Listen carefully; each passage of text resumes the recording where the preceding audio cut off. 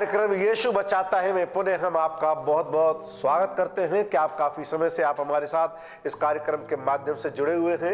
और मैं इस कलीसिया के पारी साहब आपका बहुत बहुत धन्यवाद करता हूं कि आपने हमें मौका दिया, और इस कलीसिया का भी मैं आपका भी और प्रभु परमेश्वर का बहुत बहुत धन्यवाद करता हूं। तो आइए इस समय हम प्रभु के वचन से आशीषित होते हैं। धर्मशास्त्र बाइबल में आमोस की पुस्तक और उसका 8 अध्याय और उसके 12 पद में कुछ इस रीति से लिखा है, लोग यहोवा के वचन की खोज में समुद्र से समुद्र तक और उत्तर से पूर्व तक मारे मारे फिरेंगे, परंतु उसको न पाएंगे। प्रियो, यहां पर एक अकाल की जिक्र की गई है, एक सूखे की चर्चा की गई है, एक बहुत बड़ी विपत्ति का जिक्र किया गया है। यहां पर दरअसल हमने तो कभी पानी का सूखा और रोटी का अकाल और भूख प्यास देखी नहीं है, लेकिन जब भी हम इतिहास पढ़ते हैं और हम पाते हैं कि जब भी रोटी का या पानी का अकाल पड़ा, एक दूसरे को मार के खा रहे थे, अपराध बढ़ गया, हिंसा बढ़ गई और लोग भुखमरी से मर रहे थे। चलिए, मनुष्य ने इन संकटों से बचने के लिए आज बहुत से उपाय कर लिए हैं कि उसे पानी के संकट से और रोटी के अभाव से गुजरना न पड़े। पर प्रिय, आज आपको एक बात बता देना चाहते हैं, एक अकाल और ऐसा पड़ेगा जिसके विषय में लोग बेखबर हैं, और उस अकाल से यह शारीरिक मृत्यु से ज्यादा कई भयानक मृत्यु मनुष्य के जीवन में आ जाएगी। जैसा कि अभी हमने पढ़ा, लोग यहोवा के वचन की खोज करेंगे। दरअसल इस समय हम देख रहे हैं सेवकों की, संस्थाओं की, मिशनों की, प्रचारकों की, मसीह साहित्य की कोई कमी नहीं, भरमार बहुत ऐसे हैं। अच्छी बात है, थैंक्स गॉड, प्रेज गॉड। और यहां तक कि कुछ लोग तो इन सेवाओं करने वालों से लोग उकता गए हैं।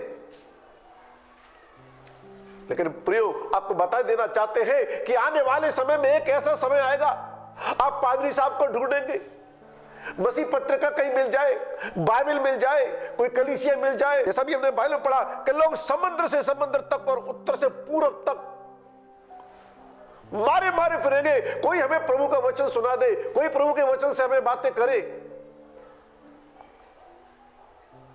आपको प्रभु का वचन उस समय उपलब्ध नहीं होगा, क्योंकि उस समय सब कुछ जो निर्भर होगा, हमारा जीवन परमेश्वर के वचन पर निर्भर होगा। और सब परमेश्वर का वचन और उसके सुनाने वाले आपको दूर दूर तक नहीं मिलेंगे। लिखा है, अभी पढ़ा अभी हमने, लोग नौकरी के लिए, लोग बिजनेस के लिए दूर दूर जाते हैं।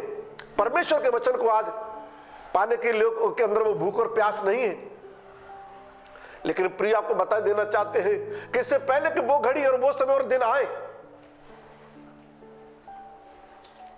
आप परमेश्वर के वचन से अपने आप को भर लीजिए।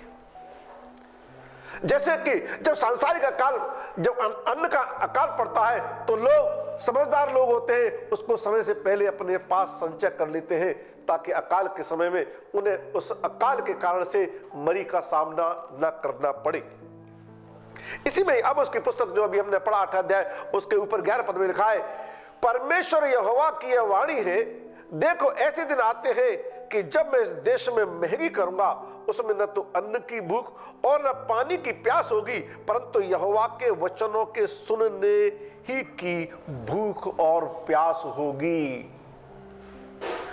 उस समय में परमेश्वर के वचन की भूख और प्यास होगी। और प्रियो, जिसके पास परमेश्वर का वचन नहीं होगा, वो भयानक नर की मृत्यु को देखेगा। आज ये समय है, आपके पास भी समय है और हमारे पास भी समय है कि प्रभु के वचन को आप अपने जीवन में, उन वचनों को जो जीवनदायी है, संचय कर ले, ताकि आपको उस समय में इतनी मेहनत न करनी पड़े। कुछ अपनी सेवा से संबंधित आपको जानकारी आपको हम देना चाहते हैं। हम प्रभु के वचन से भरे हुए, हम प्रभु का वचन सुनाना चाहते हैं, लेकिन आज बहुत से लोग हैं जो कहते हैं हमारे पास प्रभु का वचन सुनने के लिए समय नहीं है। लेकिन प्रियो, आएगा एक समय जब आप हमें ढूंढेंगे, हमारे जैसे बहुत से सेवकों को ढूंढेंगे, वो आपके लिए उपलब्ध नहीं होंगे, क्योंकि वचन में लिखा है कि एक ऐसी अकाल पड़ेगा और वो अकाल, संसार की सारी चीजें होंगी, किसी चीज को कोई घटी कभी नहीं होगी, लेकिन प्रियो वे संसार की चीजें, रुपया पैसा सोना चांदी हीरो मोती धन दौलत शोहरत, तो जो कुछ इस दुनिया में आपने कमाया, जो कुछ बाजार में मिलता है, वो सब कुछ नहीं बचा पाएगा। आज हमको लगता है कि सब कुछ को प्राप्त कर ले तो हम जीवित रहेंगे, लेकिन प्रियो वचन में जीवन है, वचन परमेश्वर है, वचन के द्वारा ही हमने प्रभु को जाना है, और वचन नहीं हमें परमेश्वर के साथ जोड़ा है। तो आज मैं आपको बता देना चाहता हूं लूका रचित सुसमाचार, और आप पढ़ सकते हैं 5 अध्याय और उसके पहले पद में लिखा है, जब भीड़ परमेश्वर का वचन सुनने के लिए उस पर गिरी पड़ती थी और वह गन्नेसरत की झील के किनारे खड़ा था और शमौन से विनती की कि अपनी नाव पीछे हटा ले ताकि प्रभु का वचन प्रचार प्रसार किया जा सके। प्रियो, यह समय की बात है, प्रभु यीशु मसीह जब इस दुनिया में देह में थे, वैसे तो अक्सर यीशु मसीह के पीछे वो भीड़ हुआ करती थी जिन्हें चंगाई की जरूरत होती थी, या जिन्हें किसी अन्य प्रकार की समस्या से छुटकारा चाहिए होता था। प्रियो, यहां पर एक बात देखने को मिलती है कि उस समय कुछ ऐसे भी लोग थे जो परमेश्वर के वचन के बहुत ही भूखे और प्यासे थे।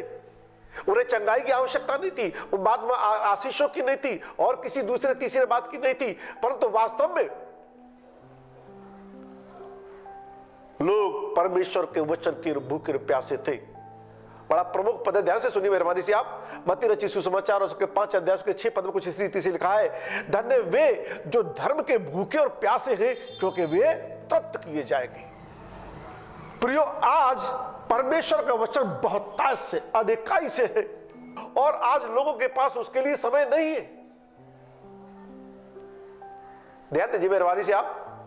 जिस प्रकार से इस शरीर को सांसारिक रोटी की आवश्यकता होती है, आप 2 दिन भोजन ना करिए और फिर आप अपनी शक्ल देखिए, शरीर में कई अनेकों कमजोरियां आ जाएंगी।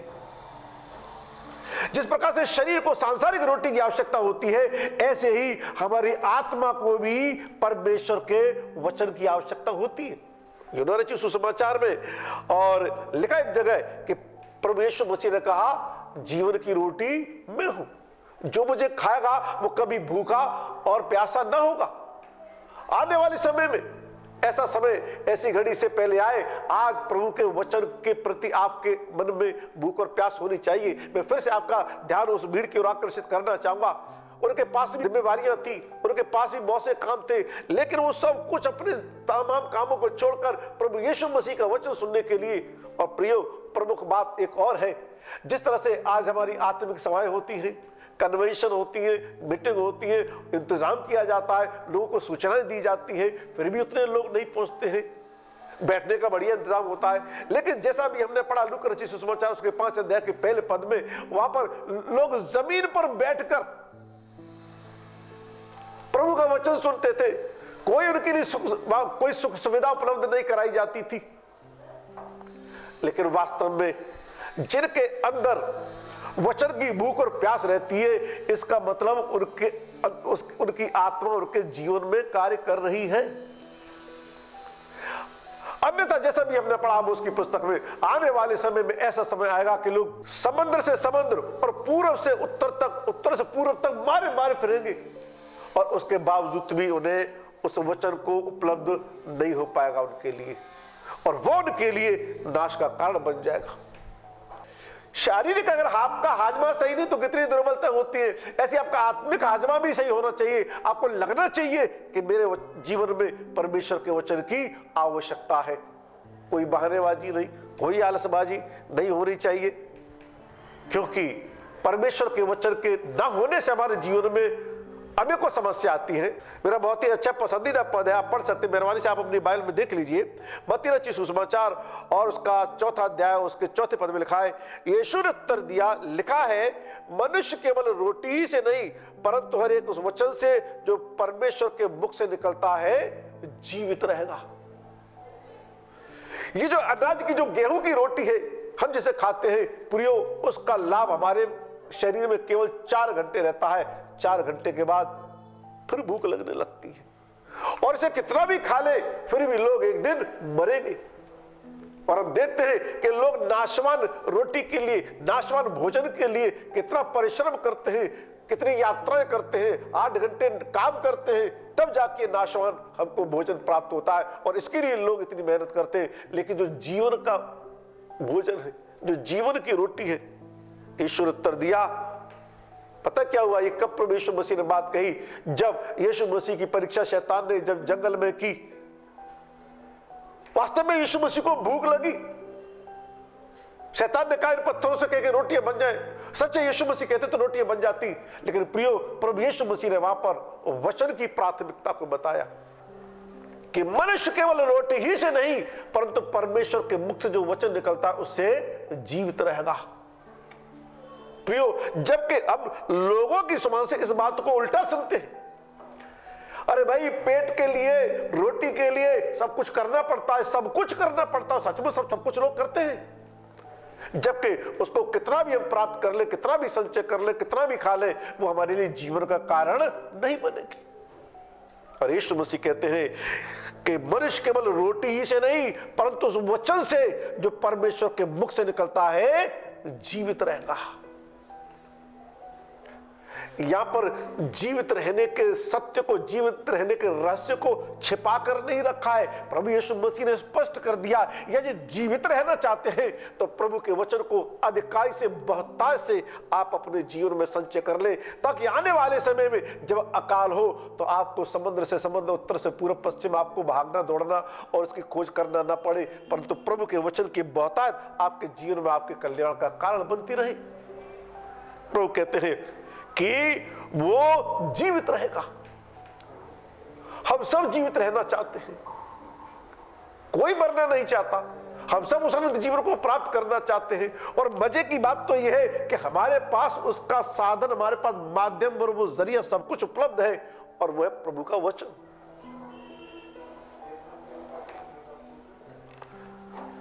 जैसा भी हमने आपको मत्ती 5:6 में बताया, धन्य वे जो धर्म और वचन की भूख और प्यास है। प्रियो, कैसी होनी चाहिए भूख और प्यास? एक बार की बात है, प्रभु यीशु मसीह के पास एक बहुत बड़ी भीड़ थी, जहां पर 5000 की भीड़ को 5 रोटी 2 मछलियों के द्वारा प्रभु ने खिलाया।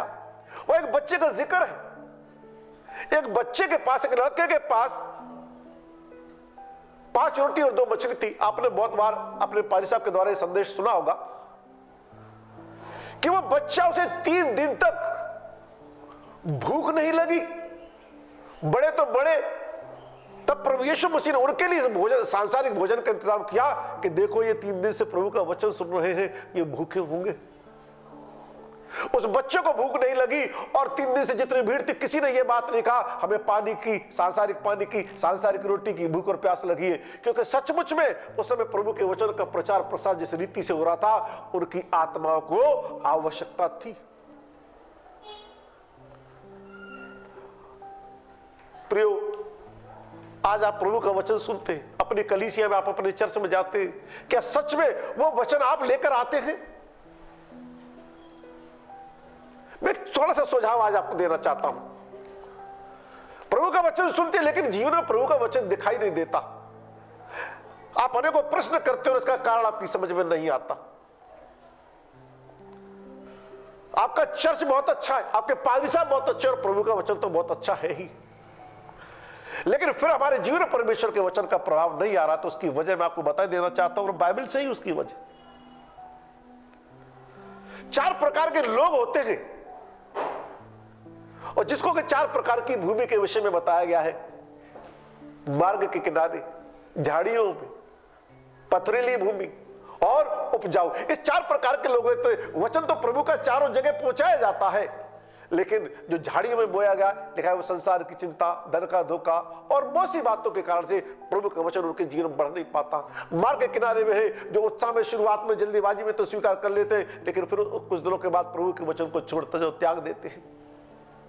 लेकिन उपजाऊ भूमि में अगर वाकई में आप सही है, वचन के प्रति सही है, तो वचन अपने आप में सिद्ध है और वो आपको सिद्ध बना देगा। प्रार्थना करिए प्रभु से आप इस बात के लिए, प्रभु मेरे जीवन से झाड़ियों को दूर करिए, मार्ग के किनारे की परिस्थितियों को दूर करिए, पथरीली भूमि की बातें, उन तमाम बातों को दूर करिए, मेरी जिंदगी को आप उपजाऊ भूमि के समान बनाइए। प्रिय, मैं आपको आज इसलिए बता दे रहा हूं कि आने वाले समय में आपको पूर्व से पश्चिम और उत्तर से दक्षिण और समुद्र न मरना न पड़े, परंतु प्रभु के वचन से आप आशीषित हो, ताकि आने वाले समय में मृत्यु नहीं परंतु अनंत जीवन के आप वारिस बन सके। योना रचित सुसमाचार और उसका 6 अध्याय और उसके 35 पद में प्रिय कुछ इस रीति से लिखा है, यीशु ने उनसे कहा, जीवन की रोटी मैं हूं, जो मेरे पास आता है वह कभी भूखा न होगा, और जो मुझ पर विश्वास करता है वो कभी प्यासा न होगा। प्रभु यीशु मसीह ने, जो कोई मेरे पास आएगा वो कभी भूखा नहीं होगा।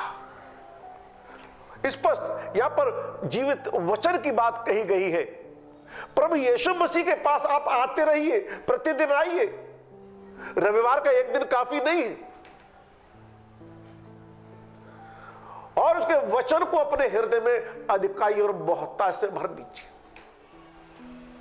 ताकि आने वाले समय में जो अकाल पड़े वो आपके लिए नाश का कारण न बने, और उस समय आपको ऐसा परिश्रम करना न पड़े कि परिश्रम करने से भी आपको कुछ लाभ ना हो।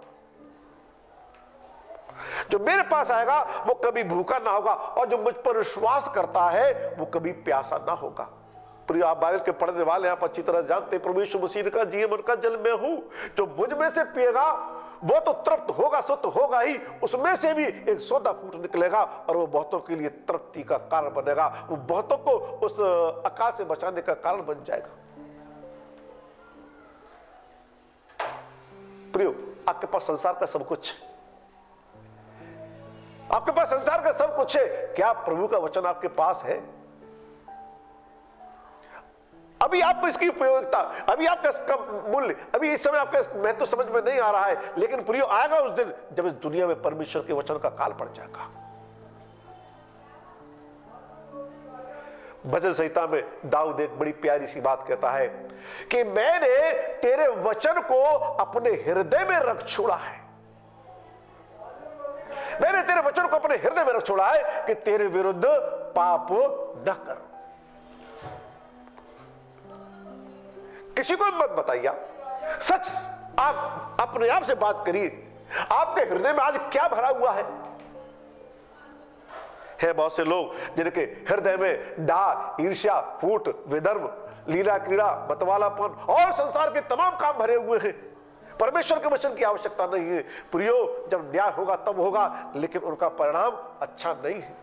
काश आप भी दाऊद की तरह कह सके कि मैंने अपने हृदय में उसके वचन को रख छोड़ा बहुतायत से, आज मुझे पाप से बचाता है और आने वाले समय में मुझे उस अकाल और मृत्यु से बचाएगा।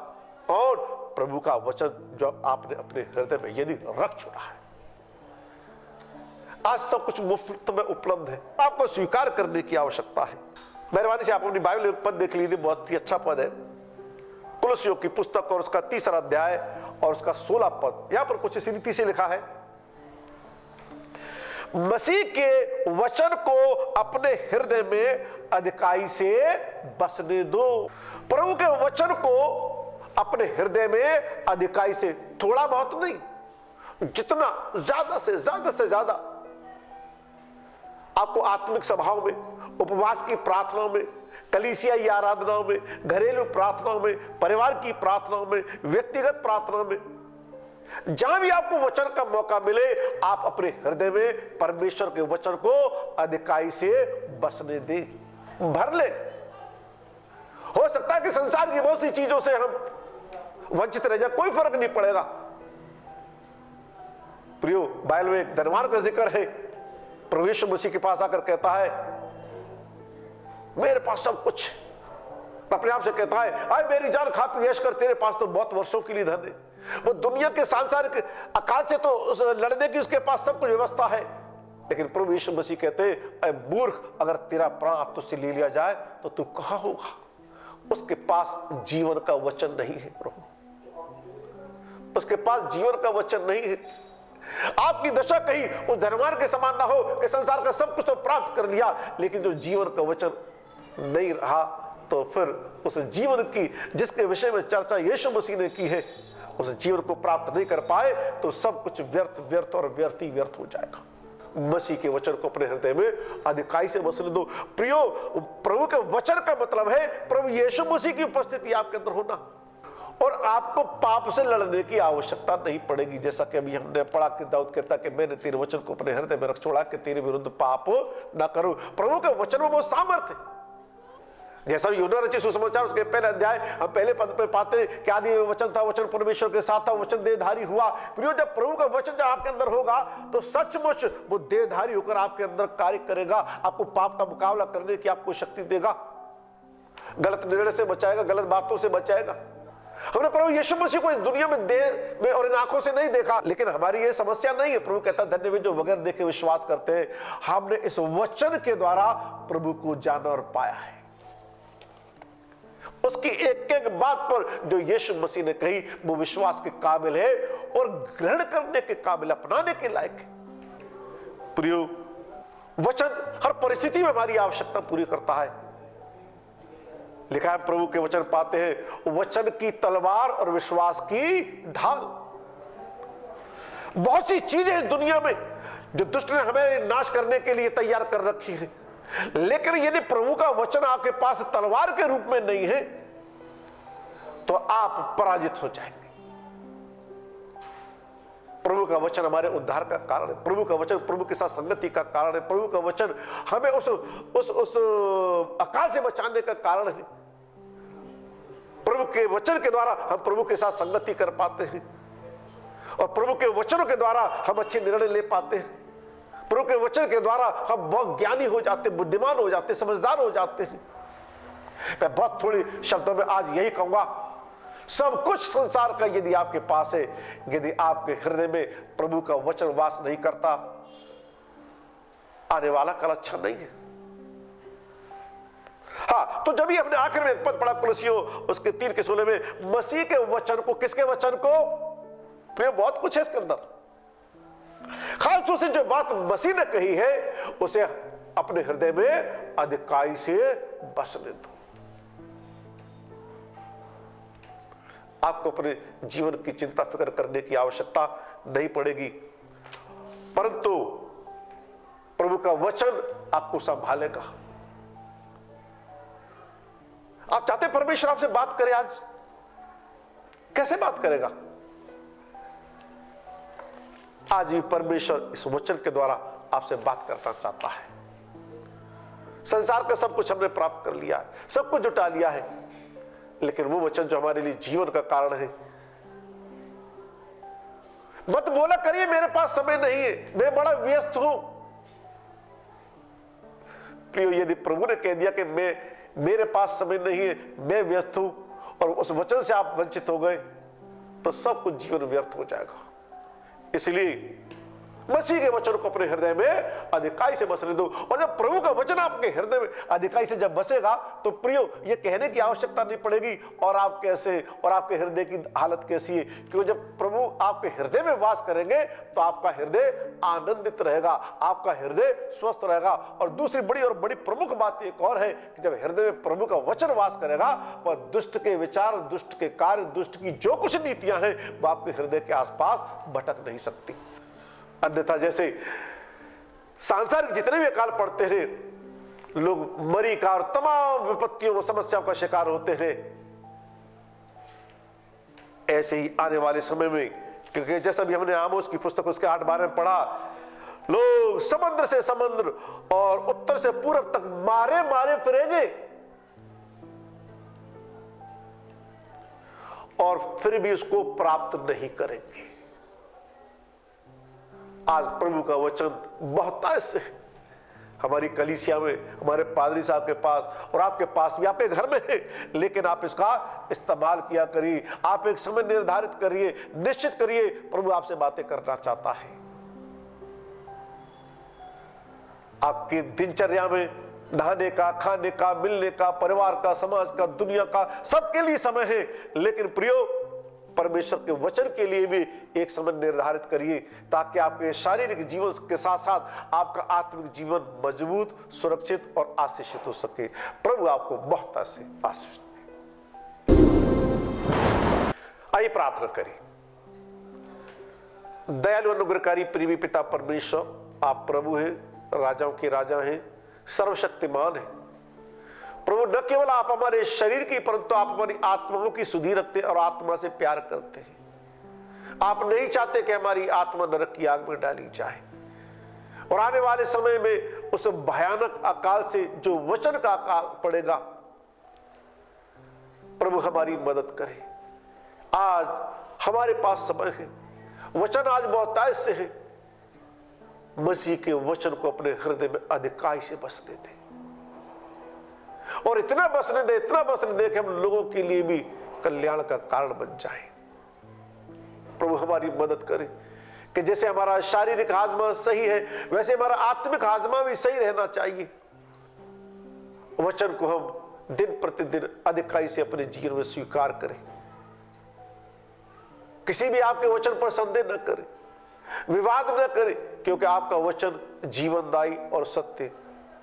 सो पिता विनती प्रार्थना करते हैं, प्रभु हम आपके वचन को आदर दें, आपके वचन पर विश्वास करें, अपने हृदय में अधिकाई से बसने दें, ताकि जिस जीवन की प्रतिज्ञा आपने हमसे की है उस जीवन को प्राप्त करने पाए। पिता, मैं विशेष प्रार्थना करता हूं आज उन जवानों के लिए जो बेरोजगारी से या किसी प्रकार की पाप परीक्षा से गुजर रहे हैं। प्रभु आप उन पर अनुग्रह करें, उन्हें दुनिया के हर प्रकार के बंधन से आप उन्हें स्वतंत्र करें, और अच्छे भविष्य जीवन के लिए प्रभु आप उन पर अनुग्रह कर दीजिए। सारा आदर, महिमा, सम्मान, धन्यवाद आपको देते पिता, विनती विश्वास के साथ प्यारे प्रभु मसीह यीशु के नाम होके मांगते हैं, आमीन। हम विश्वास करते हैं कि आप इस कार्यक्रम के द्वारा आशीषित हो रहे हैं। यदि आप चाहते हैं कि हम आपके लिए और भी प्रार्थना करें, नीचे दिए गए इस नंबर पर आप हमें कॉल कर सकते हैं, हम आपके लिए प्रार्थना करेंगे और फिर हमारी इसी समय आपसे मुलाकात होगी। धन्यवाद। प्रभु आपको बहुत आशीष।